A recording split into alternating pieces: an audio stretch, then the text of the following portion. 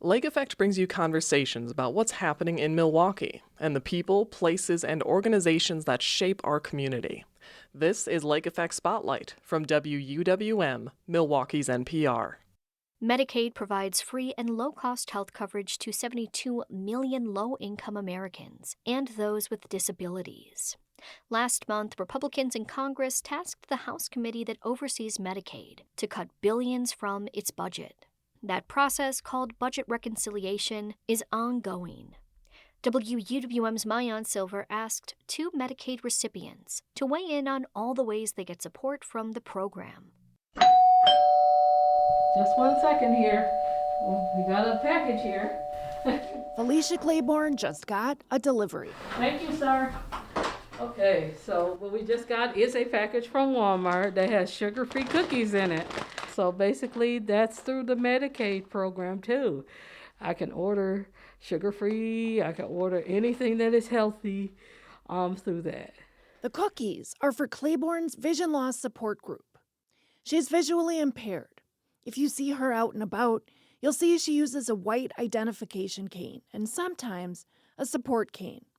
At her apartment, she has other accommodations, like a walk-in shower. Over here is a light because I have albinism and it's a condition called photophobia, which is a condition, is sensitivity to bright light. So in the mornings, I turn on this light, basically to be able to have low lighting in here. Clayborne is also an advocate for people with developmental disabilities. I am a person with autism and a person who has anxiety disorder and depression, but my depression is controlled. There are days when I feel like I just don't want to, sometimes get off the couch. It's like I don't want to move. It's like, can we just let the day go by or whatever? But sometimes it gives me a little off to get off that couch and say, you got things to do. You got people to see. You got things to go to. You've got things to do is exactly right. Not one to just sit down and let life come at her. Clayborne would call herself a mover and a shaker. I surely am a mover and a shaker. That includes advocating against potential cuts to Medicaid. Medicaid is everything to me because if I don't have it, I can't go to the doctor. I can't see the doctor. I won't be able to have transportation.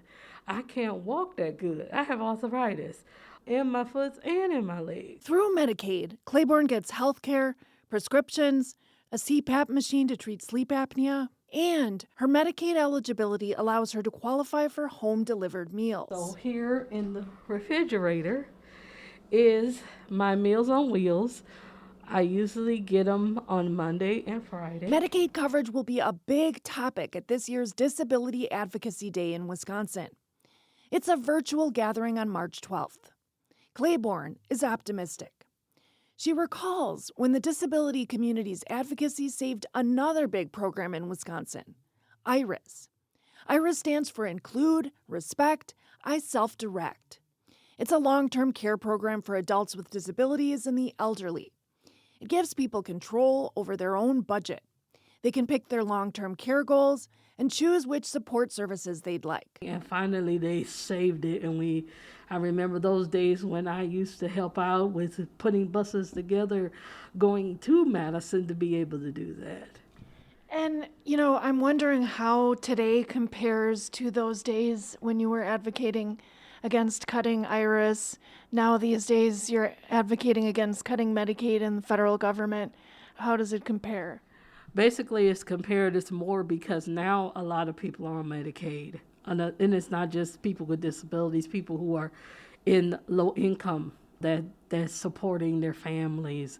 Some of them don't have the money to be able to pay a copay or a co-share or anything with their insurance or anything like that, or go to the doctor or go to their day program or go to the grocery store or just be able to go to a gym, and so that's why you have to be able to help those in need. We got to help those in our household, especially in our village, because this is our village. Everybody that's on Medicaid is in our village, because without it, how can we survive? Congress has tasked the committee that oversees Medicaid to cut $880 billion from its budget. Republicans are looking to curb spending in order to extend President Trump's tax cuts and fund more immigration enforcement. Clayborne has a message to the politicians making this decision. Please don't cut it. This is our life. This is our lifeline. Your lifeline is your phone, your kids, your family. Don't cut ours. We don't want to cut yours, don't cut ours, because this is how we live. And we want to be able to live. We want to be able to have heat, food, clothing, and benefits too. If you can have it, we can have it too. Another southeastern Wisconsin resident who could be affected by Medicaid cuts is Kathryn Burish. So my name is Kathryn Kathryn Florence, and I would like to be assured that I'm just a regular adult than being someone with a disability, even though I do have a disability. 29-year-old Burish has Down syndrome, but she says that doesn't define her. She has a job she enjoys at TJ Maxx. She loves TV shows like Full House and Friends, and she regularly hosts coffee clubs at her apartment. Because I love being the barista when it comes to coffee club, because I like making coffees for everybody the way that I like. A fluffy white miniature Aussie doodle puppy is bounding around Burish's house right now. Wow, Kathryn, this is your dog? Yeah, this is my dog Piper. Oh, nice. Wow. She's actually Mom and Dad's dog, but she's visiting Kathryn. That's Julie, Kathryn's mom, who's visiting today. Kathryn lives on her own in an apartment in Elm Grove. And I love living here. I've been living here for about the past 7 years. And I love being on my own, being away from my parents.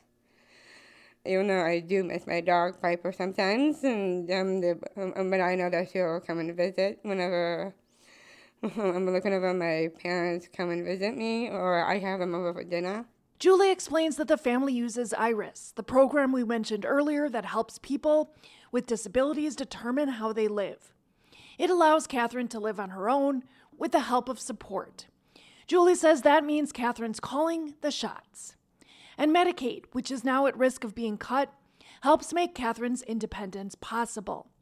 It pays for her health insurance and long-term care services like transportation and meal planning support. The biggest thing is if Medicaid went away. Like right now, Kathryn's Medicaid barely covers what she uses, and actually the amount that they allocate for her care has gone down significantly this past year. Kind of an arbitrary new algorithm that they've started. And so her funding has gotten cut really drastically, and we're going to probably have to cut some of the few services she gets. But if it goes away, she won't be able to live independently. She's going to have to live home, and that is not what she wants. And her dad and I are getting older. I mean, we're, in our mid to late 60s, and, we've gotten to the point in our life that we've tried to build a sustainable life for her so that we can respect her wishes, but also look at the reality of the fact that we're not going to be around forever and, step away a little bit, knowing that she has the right supports in place and that they're people we trust and that she trusts and that she's able to make choices. We don't want her in a group home. We don't want her in a nursing home. She doesn't want to be there. She wants to be living independently, and she's able to do it with a little bit of support. And that's so critical. There are a lot of people on Medicaid that need major supports too. People who are in wheelchairs that they have to get help getting in and out of bed. I mean, they have to be dressed and fed and everything. People should be allowed to live with dignity and choice. And they should be able to choose the people who touch them and the people who are with them. And if Medicaid goes away or gets cut drastically, people just aren't going to be able to live. And the one thing, too, is providing services in the community, in people's homes, is about 10 times cheaper than putting people into like a DD center, like some kind of a institution. those institutions, they cost 10 times as much as what. What is a DD center? That's like a developmental disability center. It's an institution, and there aren't enough nursing home beds for people. So the old centers, there was Southern Center is still open, but they only have like 160 people there.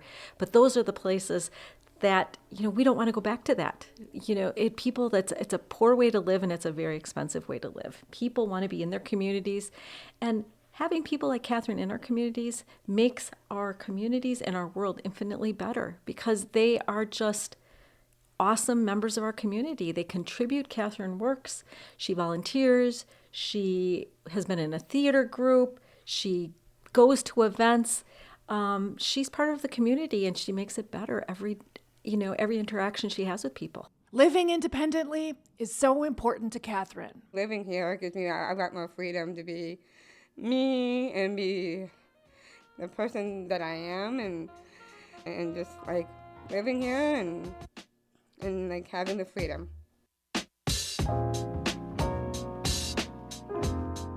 That was Kathryn and Julie Burish. You also heard from Felicia Clayborne. They're recipients of Medicaid, and spoke with WUWM's Mayan Silver about how potential cuts to the federal program could impact them.